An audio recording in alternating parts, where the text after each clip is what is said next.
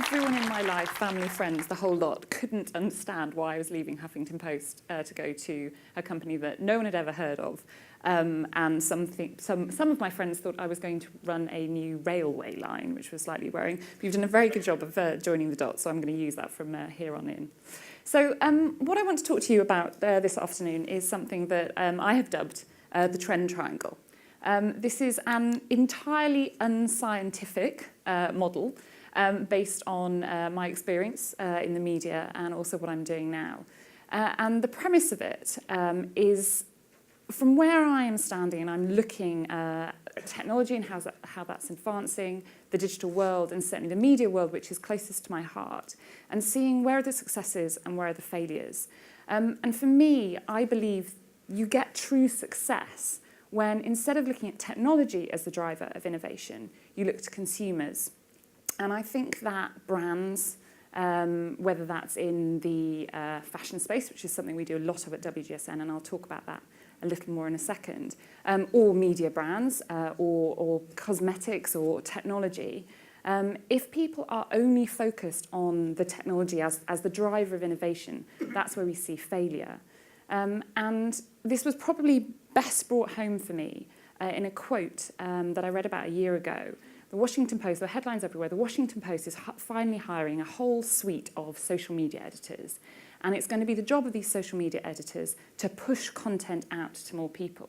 And someone far more intelligent than I raised the question and wrote an article about the fact, wouldn't it be great if these people that they had hired were looking, instead of at how best they pushed content out to would-be readers, if they worked out what the readers wanted to read or consume and fed that back into the newsroom.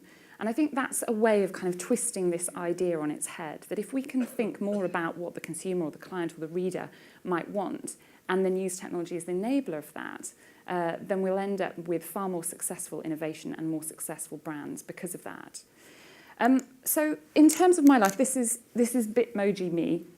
There is nothing more embarrassing, I discovered when I was doing this last Friday, than sitting next to the girl in the office and saying, have I got enough wrinkles on this, and does it actually look like me? Anyway, this is Bitmoji me to illustrate what I want to talk about now, which is a little bit about me and how I've got to where I have, and a little bit about what I learned at Huffington Post. So I totally, through no design or planning, fell into digital media. I came out of university, knew I wanted to be a journalist. The first job I ended up with was on a magazine for Swarovski, the crystal people, and I spent 6 months in a cupboard polishing crystal, which wasn't really what I thought I'd be doing when I came out of university. I presumed I'd be writing hard-hitting journalism for Guardian or something like that. And a job came up at Condé Nast in their digital team. Now, I love the idea of working at Condé Nast with these wonderful brands like Vogue and GQ that I had grown up reading. And it just happened to be in the digital team. And I got that job because I was already consuming the content that they were putting out online. At that stage, I was fresh out of university with absolutely no money. I was actually reading those sites because it meant I could get that content for free, which meant I had a great understanding. And when I went into that interview, I rose to the top of the pile because of it. It wasn't because I had any digital knowledge. My digital knowledge at that point was, how can I send and receive emails and log online to read free celebrity gossip articles on the Glamour website? We knew nothing about things like SEO. There were no social media sites for us to push our content out. What we had at our disposal then was an email newsletter we could send out, and we exploited that to its absolute max. And I think then another example on a very, very small scale of brands that knew what their consumers wanted because they did brand insight and research so well, because they were a big publishing company and knew how to do that. And they were using that to funnel the innovation with their brands. The platforms that those websites were built on were nothing particularly ingenious. All we had was that email bulletin to tell people about what was going online. But we knew our reader, and we knew our potential reader really, really well. From there, I went on to Marie Claire and did more of the same, and then after that to AOL. And I was very lucky that in my first few months at AOL, they bought the Huffington Post. And there's another long story, which I won't bore you with now, but I effectively pitched to Arianna Huffington and said, let's launch it in the UK. And she said yes. Now, Huffington Post is a brand that gets talked about an awful lot. There's lots of positives and negatives that come with those articles when people are talking about it. But what we did, and what Arianna Huffington and the team around her had done so successfully 5 years previously in the US, was looked out there and saw that there was something missing in the news space. There were lots of brands, and I think even more so in the UK perhaps than in the US, that had an established readership, they had an authoritative voice, and they were telling people what was going on in the world, and they were doing that brilliantly. And because of the politics of those potential readers, that's how they found their audience. Without the technology that site was built on, we probably wouldn't have been able to make the splash that we were able to. But it wasn't the technology that made it a success.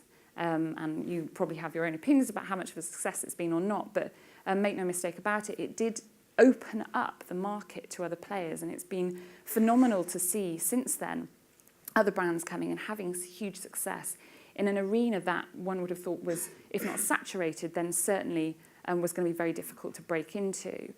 And what we spotted and what the team had spotted in the US years before was that there wasn't really anywhere for normal people who hadn't got their journalism degrees, but also the people that we were writing about, or the media were writing about, for them to have their say. And that, at the heart of Huffington Post, is really what its success was about. What did people think about the big issues of the day? And was there an arena for them to get those views across? And for some people, that might have been in the comments section of the site. For some people, that might have been blogs if they wanted to write those. And that's what we did. We offered up a platform for people to do that. And we had to work out with that every single day using a very simplistic, actually, technology platform. How could we make it really easy for people to do that? And that's how we drove innovation, by listening and asking people, what do you want and what are you interested in today? Now that started, and very much that site, when it had launched in the US, was so much a platform for people's views. And it grew, and has continued to grow around the world into a news organisation when it has thousands of journalists who are also writing articles in perhaps a more traditional fashion, but still every day looking and asking, what do people want to read about? And that's, to Herb's point earlier, be able to spot those trends, media trends, news trends, headline trends. What are people interested in today? And because of that, we needed great data, and I kind of put data almost in that same technology bucket, and using that as an enabler to drive success. My ethos when it comes to creating great content, and actually I think it's not just about great content, it's about great product as well, is 50% looking at the data that's available to you and 50% on editorial gut instinct, or maybe not editorial depending on what industry you're from, but certainly an expertise, which is why I feel fairly safe that journalists aren't going to be replaced by robots anytime in the future. So this brought me on to a year and a half ago when I moved to WGSN. And what we do here, how we predict trends, is quite unique. I think probably in part because of where it started. WGSN was originally for the fashion industry, and the majority of our clients still sit in that space. But from there, we've added clients in the beauty industry, lifestyle, interiors, food, automotive. And what's very interesting now is the number of technology and digital brands who are coming to us because they want our form of trend prediction, which is a small amount based on data, but actually it's about gathering intelligence. So I have a team of a couple of hundred people who are spread out across the globe. My office is about 4 minutes from here, but we have people all over the place. And twice a year, we bring everyone together, and actually it's happening next week, and we ask them to report back on the small micro trends that they're seeing from their region. So we have people in from Shanghai, Sao Paulo, both coasts of the US, Australia, New Zealand, and my list can go on. And we look at all those small bubbling up trends. We ask what's happening, what are people wearing on the street, what are they talking about, what are you seeing at festivals, what music is being played. And we take all of that and we workshop it for about 8 weeks. And through that come up with 4 overarching trends that we believe will drive creativity over the next 2 years. And those are big, very, very broad statements. When I first got the job, someone said to me, does that mean that you can decide that green is in, and in 2 years' time, green is going to be in the shops? And it would be wonderful if I could do that. But what we do is a lot broader than that. So we take these 4 very, very big overarching trends, and then we refine those down to different industries. And that goes right down. So into fashion, we would go into women's wear and men's wear, and then from women's wear, we would go down into young women and juniors, as they call it in the US. And from there, we would go into specific markets as well, because what they're wearing in Brazil is likely to be quite different to what they're wearing in Shanghai or Hong Kong. So we have to edit further and further, and that kind of editing process gets us to a much more specific outcome. And as we get closer to market, that refinement continues because things change. What we say is going to be big in 2 years, obviously we can't take into account everything that's going to happen. We can't predict everything that will come up in those 2 years. And we refine it and refine it and refine it until we get to the point where we're looking at e-com sales data from the previous day to see what is actually happening at retail right now. And in an industry, especially in the fashion industry, where things are changing exponentially at the moment and the rise of fast fashion is having a huge impact on all brands, it's really important that they do know what is selling, because there are brands out there who can get an item into store in 10 days now based on what they're seeing, the small bubble up trends that are happening. So with that in mind, what do I think is going to be the big trend in the years to come? And this is based more on my personal opinion than my team back in the office. I don't think it's all about us wearing kind of cool masks like this, although I do love this image. For me, it's going to be about the best of the old and the best of the new. And I promise this will be my last Huffington Post reference. But I do think that's something that brand does very well. It takes good old-fashioned journalism and matches it with great social media digital output. And across nearly all sectors, we are seeing consumers, people, I hate the word consumers, just people wanting brilliant new innovation, but they also want some of the old school attributes that they've grown used to it. And one of the speeches that I watched on the live stream earlier I thought was really interesting, talking about that need for touch, that we can have the best new smartphone in our pocket and we can have the most innovative new fabrics, but if there's no substance behind that, if there's no connection with it, then it won't have as positive an impact or won't be accepted into our lives as readily as if it had those. When I look at, let's take fabric as an example, and the athleisure trend, where we're seeing, actually, we had a client from New Zealand in yesterday, a shoe and accessories client, and their revenues are plummeting because no one's buying shoes anymore, everyone's just wearing trainers.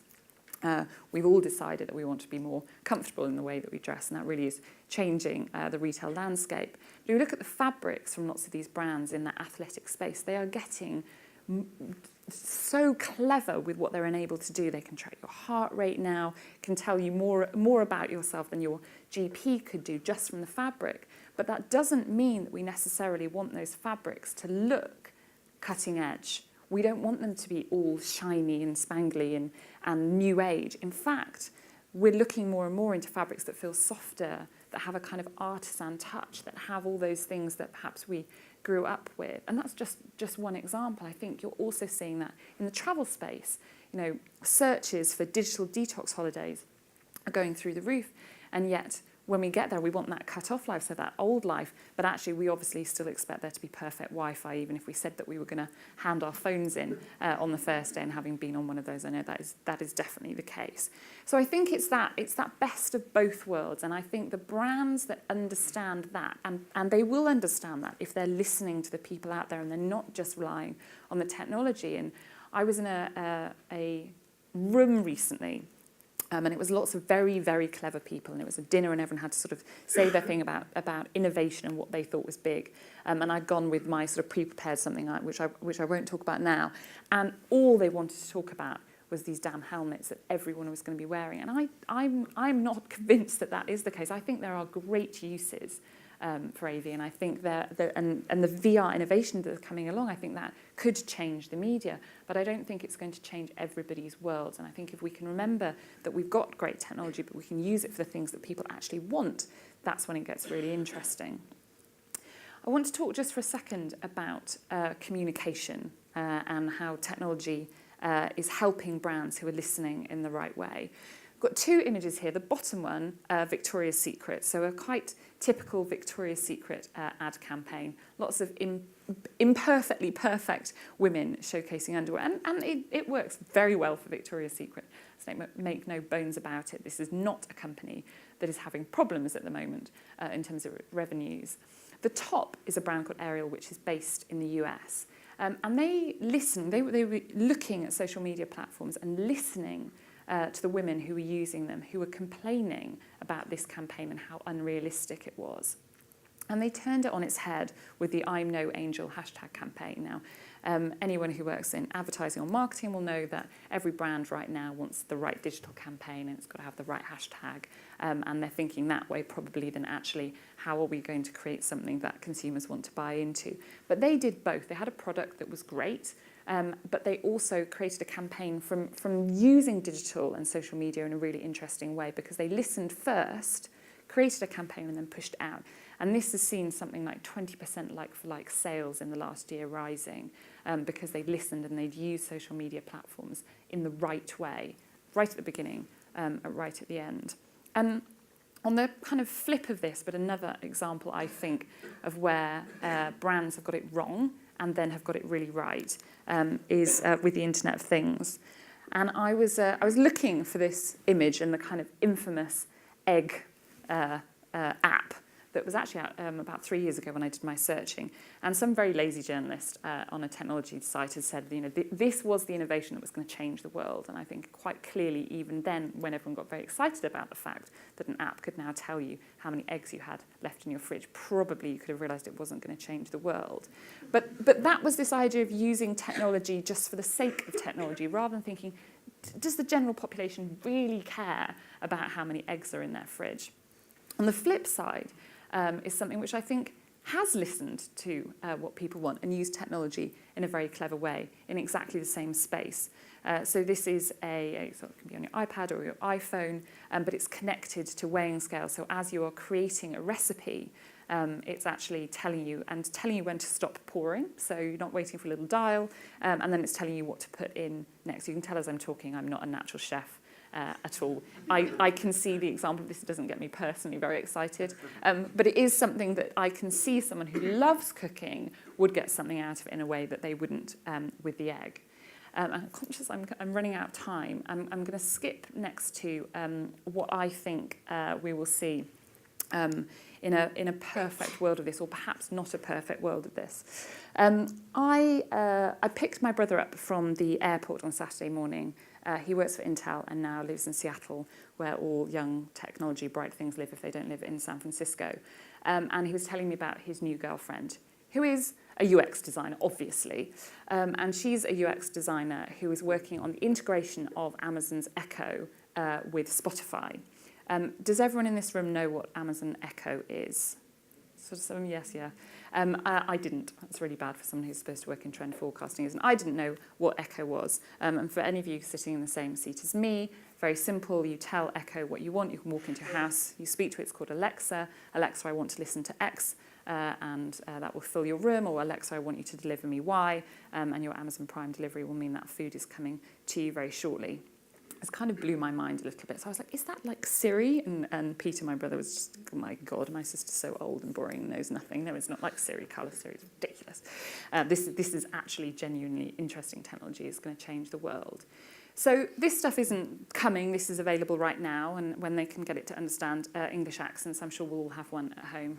Peter says it really doesn't. And he has had quite a few occasions when he's wanted to throw it through the window. So he lets her do all deciding what the music is and what they're ordering. With apps like this, and there was a brilliant quote I read recently, which is that the technology industry is focusing on one solution at the moment, which is, what is my mum no longer doing for me? And I think Alexa, Echo is probably a great example of that. But millions of apps, and the apps out there which are getting funding are the ones which free our time up. They are the things that our mum used to do for us. They are the things which enable us to have cleaners at our house in 30 minutes' time. They are the things that bring food into our lives so that we don't have to go to the shops. They should be giving us more time to go on amazing holidays. They should be freeing us up more time to go and do wonderful, innovative things or getting back to nature. But actually, all they seem to be doing is making us work harder. And there's an article on Medium at the moment called The Shut-In Economy, which I would urge you to go and read. And this tackles this, well, you could call it a problem if you want to, maybe it's not a problem, but this idea that we should have more time in our lives, and instead we're creating a workforce that largely works from home and sits in front of its computer and orders everything in. All the apartment blocks in San Francisco now have to have huge walk-in fridges for all the food deliveries that come in because the people are too busy upstairs working before they're going to come down. In fact, there's an app now called Alfred, where because of middle-class guilt and you don't want to take those food deliveries or your cleaning coming back, that you can order Alfred to come and take all of that for you and have it packed into your flat so that you don't have to deal with anybody. For me, as someone in the media space or someone who prides myself on understanding how to create content, I think this is probably the biggest challenge that we've got coming, or potentially the most exciting opportunity. Because if you want to get messages to people now, and whether that's a message in a headline about the news or whether that's a message about a product that you want to sell, you're no longer going to be able to rely on a great website with a great headline. You're actually no longer going to be able to rely on newspapers and billboards and that kind of 360-degree approach which the best marketing and advertising agencies are still using, because we're going to have to get inside people's homes. Now, we know we've got to get onto their mobiles now, but as they're becoming more and more selective and more of those apps are doing things that their mum used to do for them, we've got to work out a way of being even cleverer. And I think that for me, comes back to my unscientific trend triangle, that we need to listen more to the people and what they want, and not just rely on the great technology which is available to us right now. Thank you very much.